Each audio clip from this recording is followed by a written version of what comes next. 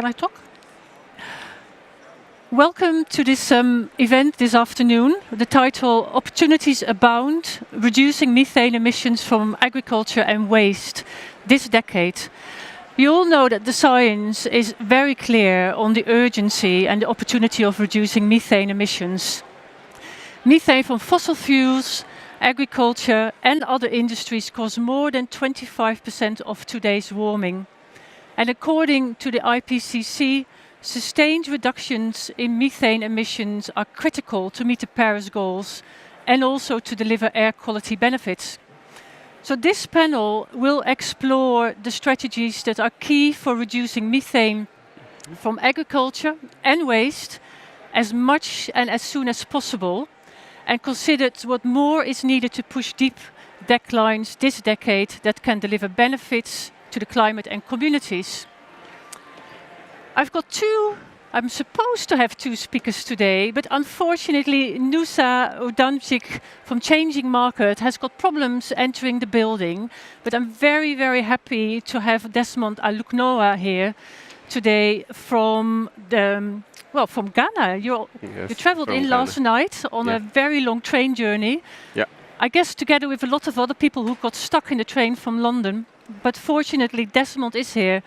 So Desmond is the co-founder of the Green Africa Youth Organization, GAIO, and he is the Africa Program Coordinator for the Global Alliance for Incinerator Alternatives, GAIA. He's a youth leader with a focus on community empowerment and rural innovation. His work builds on finding movements, bringing movements together to provide youth and gender-based leadership, and he supports frontline communities to adapt to climate change. His work is also dedicated to building capacities of vulnerable groups, like waste pickers, and providing solutions to pressing environmental issues. So, Desmond, perhaps you can kick off this conversation by explaining why waste from methane is such an important issue if we want to really move forward the climate agenda. Yeah, thank you very much, Dagmar.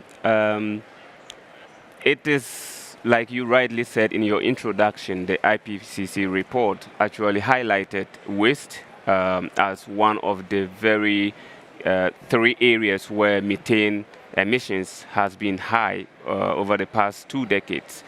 And in the world we live today, we realize that waste has become such a huge thing because of either corporations overproducing more than people can consume, or people just having this appetite of creating a lot of waste. And so if waste is producing such enormous amount of methane, which is a problem for the climate and the global warming, and then you have populations producing such enormous amount of waste, then methane is something that we really should put our focus on. One critical point to also take note is the fact that methane, even though it has such an average lifespan, shorter comparative to other carbon dioxide and related gases, it is very, its impact is very instant. In a matter of 10 to 12 years, methane can cause so much warming. And so if we would want to actually act on climate, I think that acting on methane is one option to catalyze the global fight for climate change. Thank you, Desmond. I'm really interested in your work that you have kicked off in Ghana. And perhaps you can also tell a little bit about what you're doing in terms of bringing youth together. And then we go on to the work on waste that you're involved in. Yes, in Ghana, in Green Africa Youth Organizations, which is actually not only in Ghana, but in Africa, we focus on mobilizing young people to take action, to lead in diverse thematic areas, including waste management, including circular economy in general, and also including supporting communities both in agriculture and also to help them have access to certain basic needs.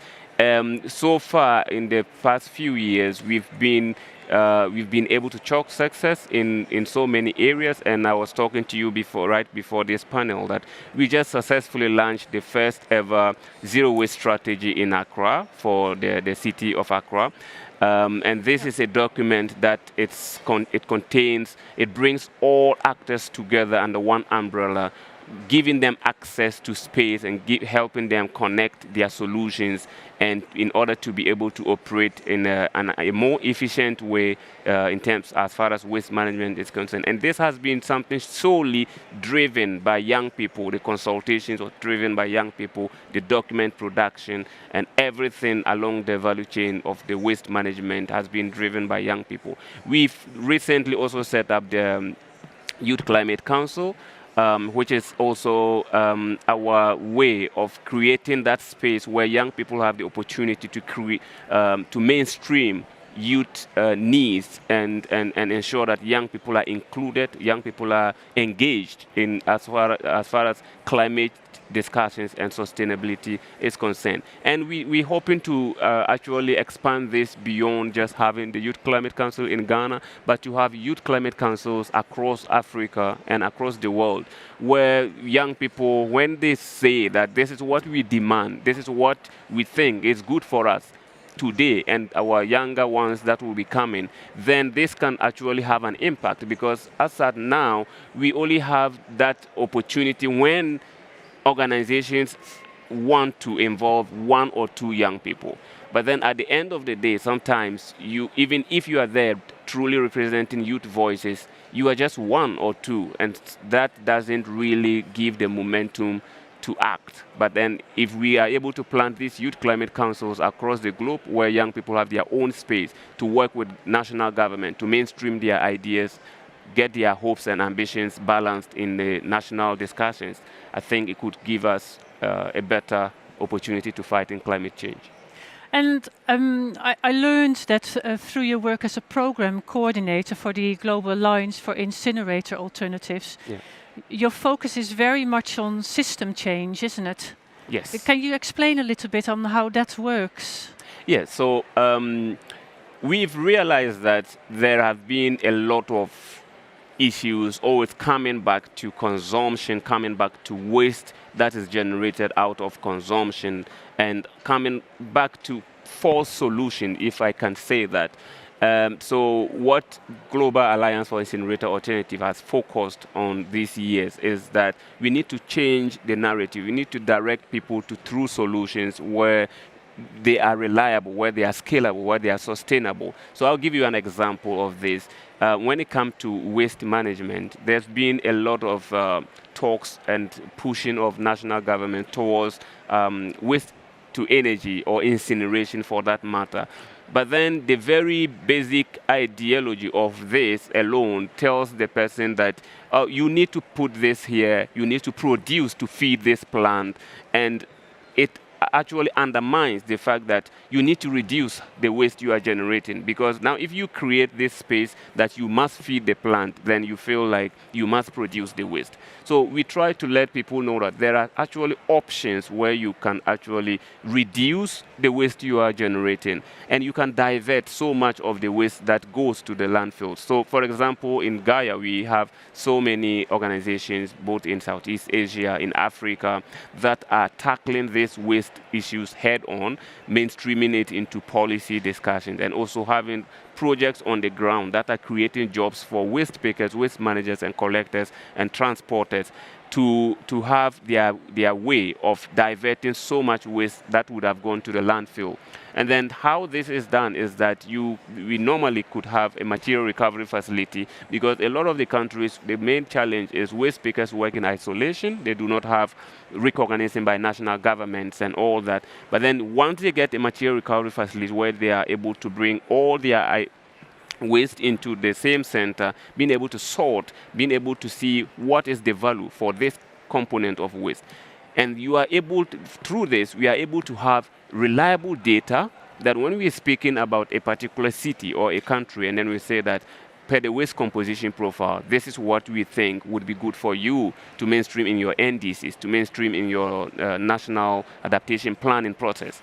Then we are speaking based on facts, and we are speaking based on through solutions. So what I'm interested in, because I think your organization almost started bottom up, didn't it? Yes. But now you also have traction at the government level, don't you? Yes. And how did you bring that about? Yeah, so we sort of have this multilateral or multi-solving approach of problems. The idea being that you need to act and act and act until you refine your solution. But at the same time, you need to make sure that whatever you are doing have potential or have power at the decision-making table.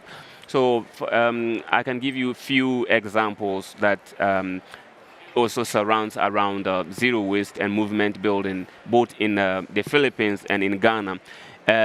What we do is that we engage the decentralized form of government, the local level, and then we make sure that they get to see the solution that we are bringing on board. So what we did in Ghana, for example, is that we engage the local municipal assemblies, and then we tell them that, okay, we are bringing this solution, a zero waste approach that can divert this amount of waste from your landfills, which means you get to cut your municipal or government budget by maybe 20% every year for the first 3 years.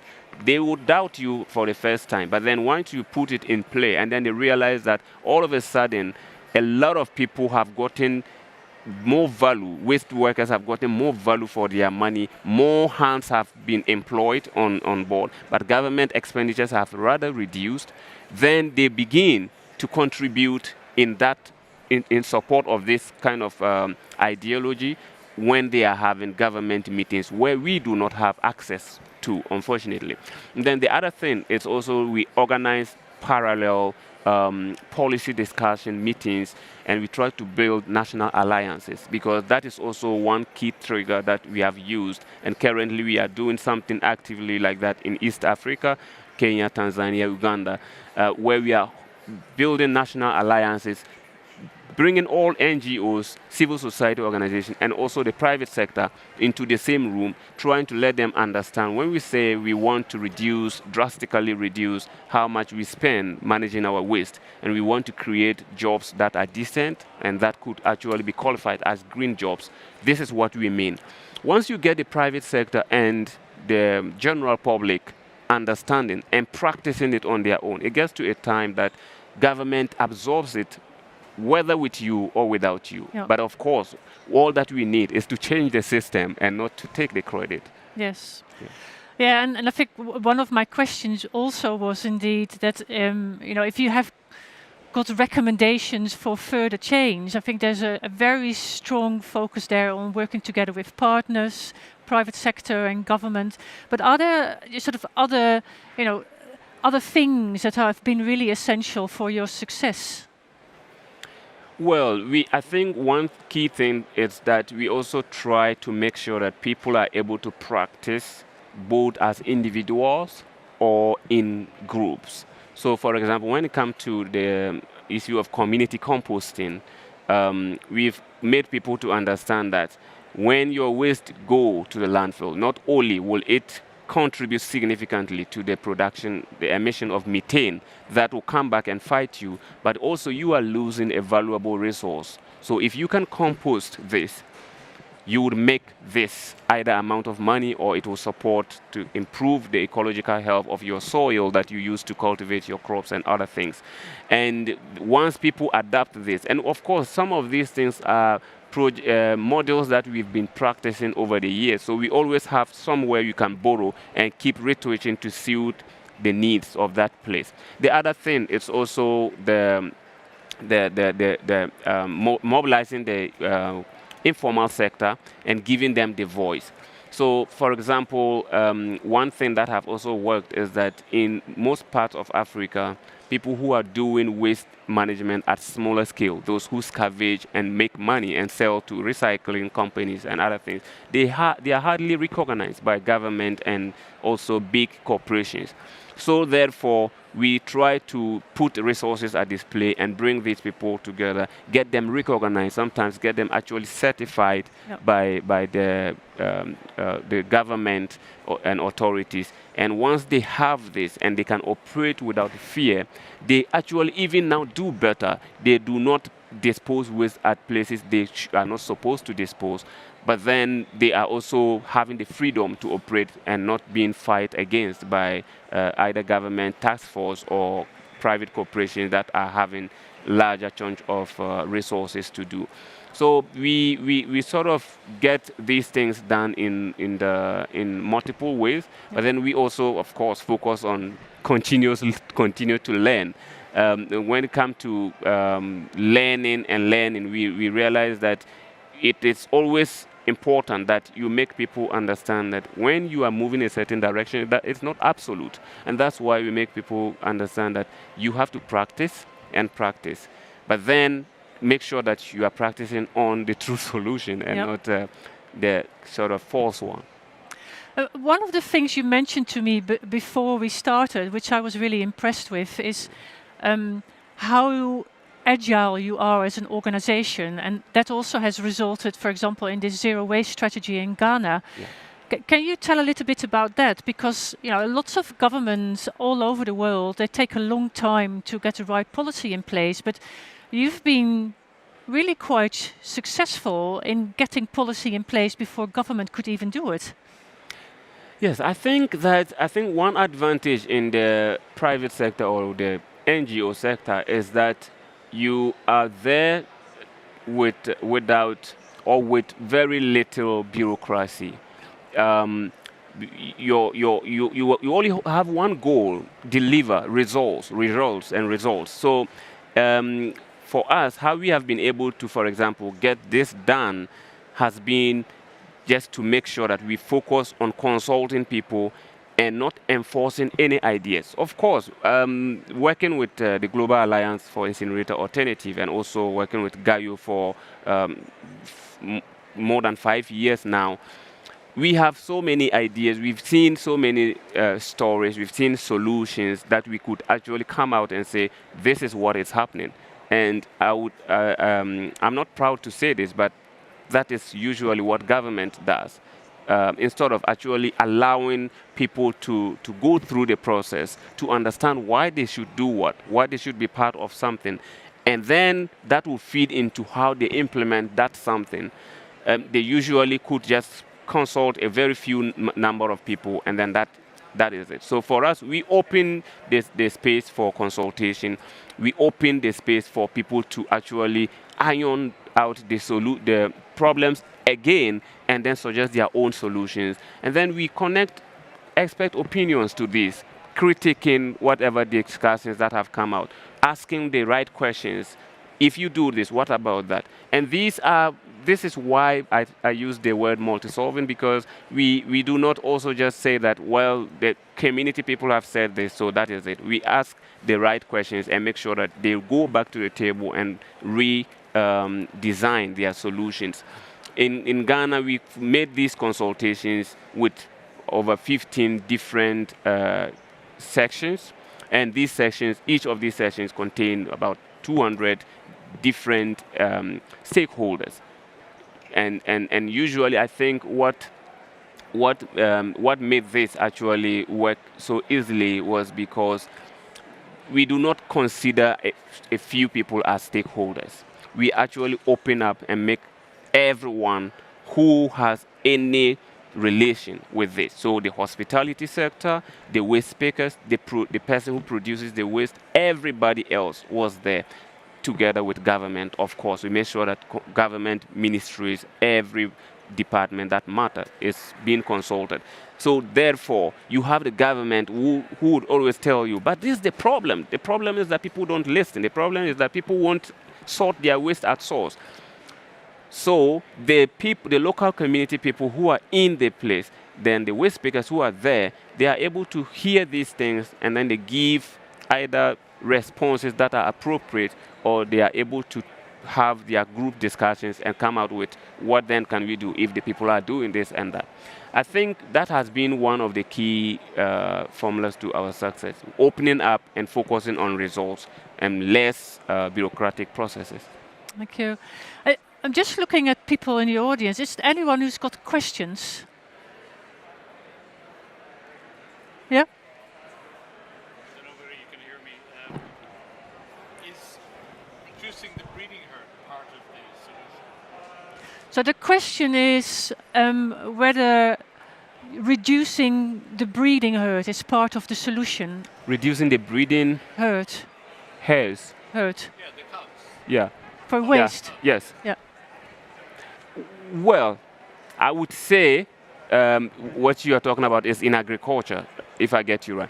Yes, I would say, of course, it is part of the solution, but then to what, in my opinion, what percentage could this contribute? Because when you look at the IPCC report and several reports that are out there, in terms of numbers, you would realize that actually when it comes to the agriculture sector, the emissions that come from the waste outweigh so much of the emissions that come from maybe cattle rearing and the emissions that come from the methane that comes from the byproducts of these animals. And then the other thing is that you have such a very head-on, limited issue to deal with when it comes to food security, when it comes to food availability, when you want to go to that direction. Whereas when you go to the waste sector, almost everything is more about benefit, because when you divert waste from the landfill, you're creating jobs. You are bringing more money into people's pocket. And of course, you are avoiding the emissions, which is all good. Whereas when you want to tackle it on the other sector, you are thinking of how do I balance, how do I make a replacement for the nutritional values that people probably are raising this cattle for.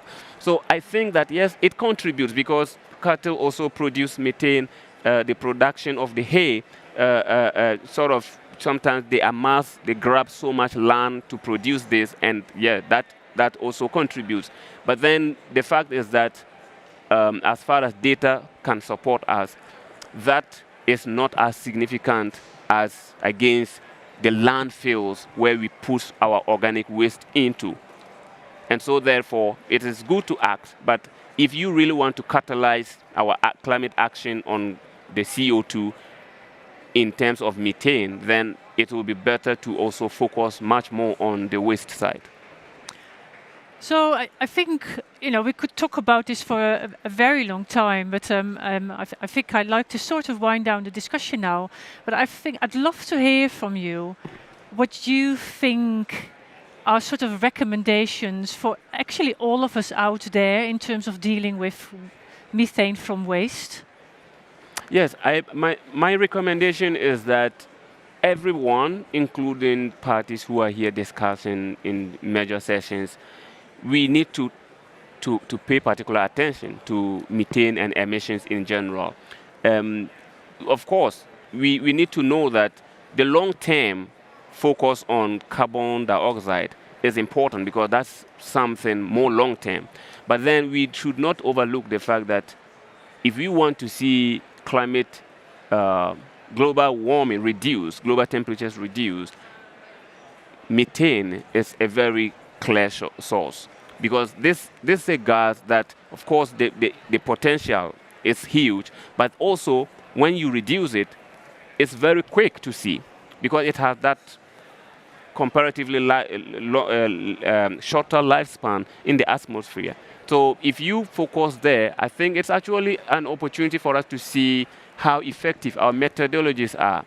So I would encourage everybody to try to include this. So including this will then mean that you as an individual have a responsibility to reduce as much as possible. You as a delegate or a government, you have a responsibility to mainstream policies and activities and projects that would help reduce the emissions of methane as much as possible. And of course, everybody else doing their own way, little way, would help in the global sense, reducing the atmospheric temperatures. Thank you. I fully agree with you, and I guess there's particularly on waste methane, there's something that we can all definitely contribute to. Yes. So yeah, thank you for what you shared with us. I think if people would like to learn more of the work that Desmond and his organization is doing go to the website. There's a wealth of information on what Gaia is doing. And thank you, Desmond.